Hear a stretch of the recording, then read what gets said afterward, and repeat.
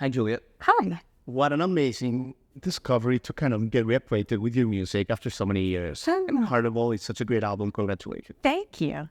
And I mean, the first things listening to your discography that came to mind were, Liz Phair and like Alanis and just like empowered female voices. That's like the first thing that spoke to me. I love that. Yeah. Are some of these like your influences and just like strong female independent voices? Yeah. When I think about who influenced me, it's funny because if you had asked me a few years ago, I probably wouldn't have been able to pinpoint them, but it's definitely coming out in my new stuff. And when I think back to like, I came of age as a teenager, like during Lilith Fair era. Oh my God, yeah. So it's certainly Alanis and Sarah McLachlan and like all Fiona Apple and all of those were sort of I think that was the first. It's funny because it was like artistically, I think they influenced me a lot without me knowing it. And then at the same time, I never really looked at that and thought, oh, that's a career pathway that I could follow. Right. It took me a long time to get back to that. Yeah.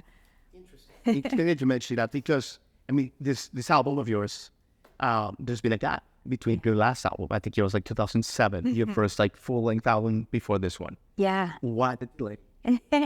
So in 2007, I was living in Boston. I had gone to Berkeley, and I had tried to make it work as a full-time singer-songwriter. Sure. Toured up and down the East Coast. I had released a couple albums, and I just got super burned out. It's funny, 2007, if you remember, like social media was just starting to be a thing. I was on MySpace, so that YouTube was very early. Okay, I don't remember. If you can still access it somewhere, I would love to see it. And I kind of felt like, I was totally independent and I kept hitting against these barriers. I didn't have a record deal. I didn't have a label, any of that stuff. And I just sort of got burned out and tired of the fight. And at the same time, I also had, a degree in economics. And I kind of felt like, is this the path for me? And I kind of struggled, as I still continue to today, with like, what does success look like? And can I achieve more success in a more traditional career pathway? And so at the time in it was about 2008, 2009-ish, right after that album came out, I was kind of like, you know what? I feel like I've gone as far as I can go, and I just don't know how to get to the next step. So I'm going to try to do this other thing for a while and see if I can be successful there. And so I did that. I didn't write a single song between 2007, 8-ish, and when I came back to writing during the pandemic. Yeah. So it's a really long dry spell. And I came back to it, as many of us in 2020. We're reevaluating what we want for our lives. And for me, it was, maybe there's still something in music. Maybe I still have something to say as a songwriter. Yeah.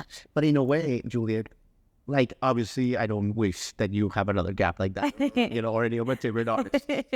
But listening to Carnival, in a way, it was like worth it. I don't want to say worth it because every song and every lyric, there's so much wisdom to it. There's so much lessons. Yeah. Like a heartfelt experience from your end in there, in like every single verse, every single chorus. That, you could tell that you had all of this inside of you, right? Yeah, it's life experience, right? My first two albums came out when I was, 24, 25, 26 and that. And I think at the time I was writing songs that I thought were the way you were supposed to write them, but they weren't really based on wisdom or experience. They were, this is what a song should sound like, and it's vibey, but they didn't have the depth, the specificity that I'm really trying to get towards now in my writing. And that's because I've, lived a life since then. I've gone through divorce and, finding love again and like all these like really complicated things. And revisiting, past things now with the wisdom of experience and kind of reimagining what does that mean at that time in my life. And and all of that came out in the new record. Such a good album. Thank you. I can't keep it. I can't. Got a lot to unwrap there. Yeah. But let me go back to something you said interesting. Yeah. A few minutes ago. What is success like to you now? That is such a tough question, and I still struggle with it today, right? And even as I'm on the cusp of releasing this project that I'm super proud of and I've like placed a big bet on, I'm trying to do really big things with it, I still have this question of like, what is success at the end of the day? What am I really trying to do with this? And especially as I continue to kind of swing back and forth in my professional life between, is success really attainable in a creative profession? Or, the kind of linear, more traditional success that I'm used to, having worked in the corporate world for so long, and how do you compare those two definitions? So I don't really have a really great definition of what success looks like, other than I want as many people as possible to hear my music, engage with it, and hopefully find their own meaning in it, kind of resonate with it. I think you're going to succeed in that very strongly, Juliet. And I'll ask you about divorce, if you don't mind, because it's super interesting. I got divorced in 2019 too. So I feel like I related to that a little bit. And I loved that. I mean, part of like my breakthrough, like moving to Nashville and kind of taking like different steps and different risks came from that. Yep. It seems like out of your divorce, you also like kind of like found yourself very profoundly, like with like no bullshit, just like who you are. Yeah. Would that be accurate? I think that's right. Yeah, the same timing. And it's interesting because when I think back on it, it's not like the marriage was holding me back in any way. We're still friendly. It was amicable. It wasn't like a terrible traumatic experience or anything. But I think you're absolutely right in that ending that relationship and everything that came after that. And of course the pandemic came right after that. And so there was a lot of soul searching there as well. I think that really pushed me into, who do I really want to be? What do I have to say? And a lot of what I have to say is about kind of revisiting those decisions and, kind of interrogating my own role in that. And instead of just, we always like to blame the other person, but like really looking inward and saying like, this was my choice. And like, this is how I remember this experience, even if it's different from how somebody else might remember it, Totally. Let me ask you this because, and this is like, this is like for me, this question. Do you think that the pandemic kind of like helped with the grieving of the marriage, or it like the fact that we were like isolated? Do you think that it made it like better that we were like with ourselves? Or do you think that it made it worse that we weren't like out in public, doing like the normal life? I think it made it better. I think it made it easier because it sort of forced that quiet reflection time. Like you didn't have the opportunity to jump back into society and repeat the same mistakes. Yeah, exactly. Yeah, I think and me, I'm very introverted, so the pandemic for me, obviously there was huge drawbacks, but the introvert in me really enjoyed having the solitary time and not having to be out interacting with people all the time. And I think it really helped with processing. I think it helped too. For me, I mean, obviously, because I was like grieving, like we grieve, but there were like bigger grievances in the world. Yeah. So it was almost like we kind of like went into the, like, a little bit like undercover with our process. Yeah. That's all I see. Yeah. No, I agree with the processing and with putting things into perspective. Right. Yeah, for sure. And the song you wrote about the divorce, which is great. It's so yeah.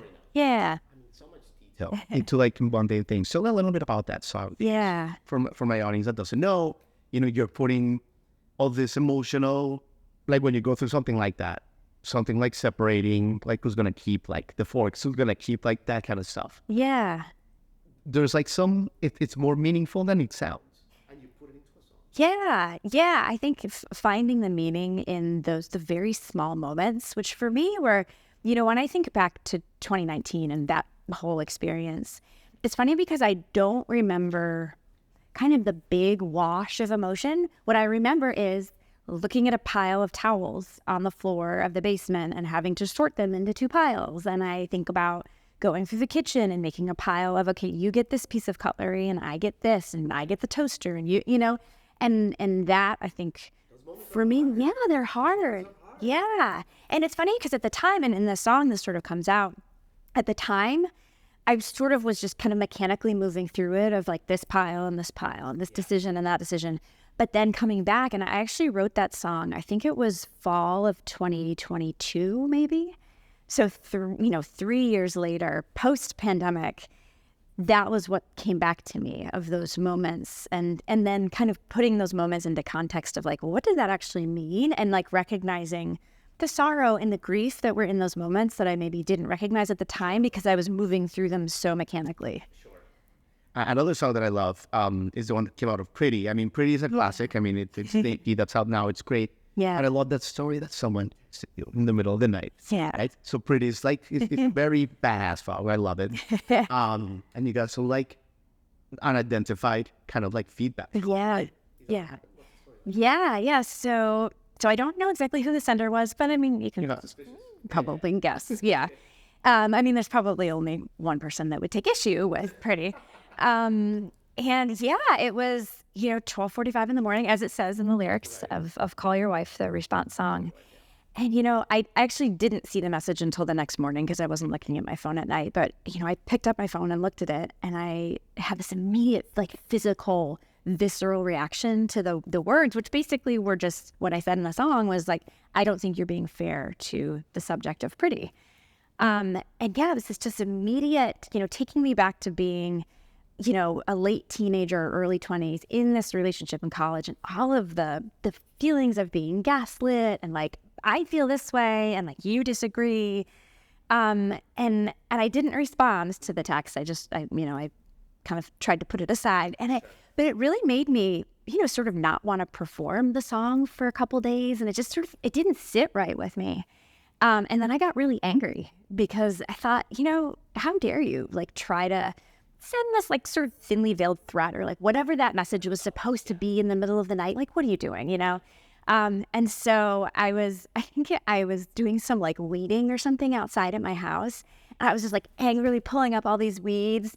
And all of a sudden these lyrics started to pop into my head, very, very specific things. And what's been so interesting since Call Your Wife came out is that there's some really obtuse, references to things in that song that really only one person is going to fully understand. And the amount of feedback that I've gotten on the song from other women, from other people who've been in similar situations, it's just been a flood of people saying, oh my gosh, you're saying all the things that I've wanted to say, and I was in a similar situation. And so I respond to that by saying, one, I'm so glad that you resonate and that I've given you this outlet to engage with this feeling that you're having, but also I'm so sorry that you have those feelings as well because it's so unfair and so gross. And that's what's Carnival. I think you really are touching on universal themes, their experience. I mean, that's why I think it's going to be a huge yeah. Yeah. But yeah, let me ask you about 2007 because you talked a little bit about how you had some success and that we talked about MySpace and all that. Yeah. I mean, you had some songs in the hills. Yeah. You had songs in the real world. You had people DMing you or whatever it was called on MySpace. I mean, and I remember some of these songs, because I was college or whatever that was. There were bangers. Tell me a little bit about that time. Was it exciting? Yeah. Were you prepared for it? Who was Juliet Lloyd then when you were receiving that? Yeah. Who were you there versus opposed to now? Yeah. The funniest thing about the timing of that was that the album came out and I kind of went through the burnout of so much changed between when my first and second albums came out in terms of how you get the word out about your music and the amount of response that you get. And I was finding that the old tactics weren't working anymore. I used to be able to get an article in a newspaper and all these people would come out to shows. And then by the time my second album came out that those songs were on, it wasn't working anymore and social media was taking off. And that was when I decided to step away and I went back to grad school and I got a degree, interestingly, in public relations and communications because I really enjoyed that part of the work that I was doing for myself. Sure. And then while I was in grad school in Syracuse, New York, was when the songs got onto those shows. So it was so interesting. Yeah, because I had already kind of made the decision to step away. And so I often think back, if I had wrote it out a little bit longer, it would have been, 6 or 9 months, that I would have needed to be still in the game for that stuff to hit. And what that would have done, one of the things that you asked about success earlier, I often look at peers of mine who were at Berkeley at the same time or in Boston at the same time and sort of where they are now because they didn't step away and they're, many, many album cycles ahead of me. And I often wonder, and I can't help but compare myself to them, which I know is not healthy and it's something that I work through with my therapist. Yeah, the comparison. But so I never really had the opportunity to fully capitalize on those. And so that's kind of always I wouldn't say it's a regret because like you said, the songs that I'm writing now, I couldn't have written 20 years ago, right? I had to live that experience, and I'm so proud and so happy of the work that I'm doing now. And it took a lot to get there. But at the same time, I still wonder, if I had been able to capitalize on that, where would I be? Yeah. Well, yeah. As you're telling me this, I keep thinking of Carnival, of how like strong of an album it is. and you don't see albums that are like no filler like that. And so yeah, it is an interesting exercise. Yeah. Yeah, Juliet, of course, this is so fascinating. Let me ask you, obviously, about like the cycle you're entering now. Yeah. Because you have this great album, you have these great songs, you're about to tour, but the music industry is more different than it's ever been. It's almost like changing like every few months, Yeah. the way that you promote yourself. Now they're saying that Instagram is not showing you tour dates to all your followers, the algorithm. Yeah. So I feel like everything is always in flux. I feel like the question has to be asked because you're such an amazing artist. Your energy is really great. You have great songs. How are you going to prevent from like burnout again? How are you going to like change? Like, because we need your art. Yeah. We need you like to have like, thank you for them. How can we keep you like not burnt out this summer? Yeah, it's a great question, and it's one I think that I kind of have many moments every single day where I work through that question. And also with my therapist once a week. It comes back to that question, I think, of redefining what success is. And for me, it's not looking at what everybody else is doing and trying to emulate a certain pathway. It's not looking at, how much engagement I get on Instagram. I think for me, it has to be, at the end of the day, success is in loving the actual act of creating the music. And I love performing too, which, I've gotten to the point where, and I wouldn't say this 20 years ago, I think 20 years ago, I wrote songs so that I would have something to perform and to record.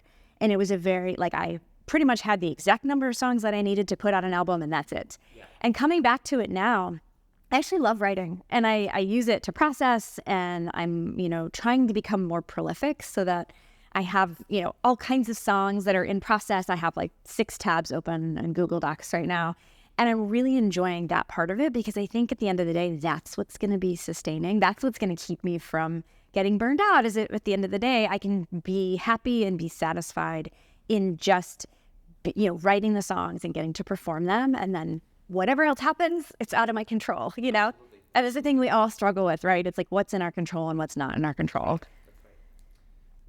You said it all. I mean, what a great album. Carnival comes out later this month. We'll be out around the time that we air this.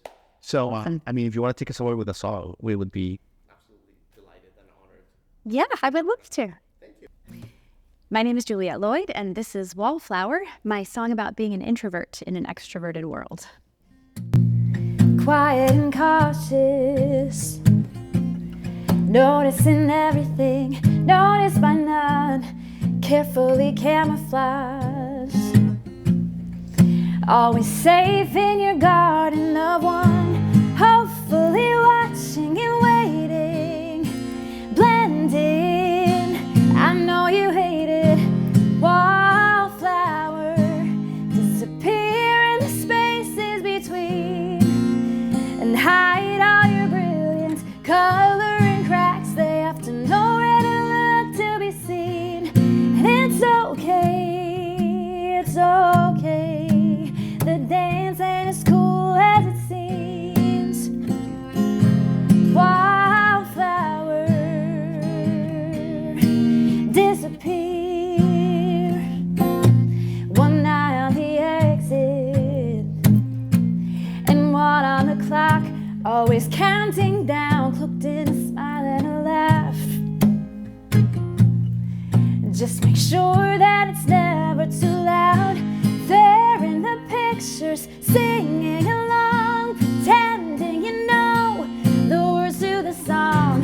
Wallflower, disappear in the spaces between, and hide all your brilliance, color and cracks. They have to know where to look to be seen, and it's okay, it's okay.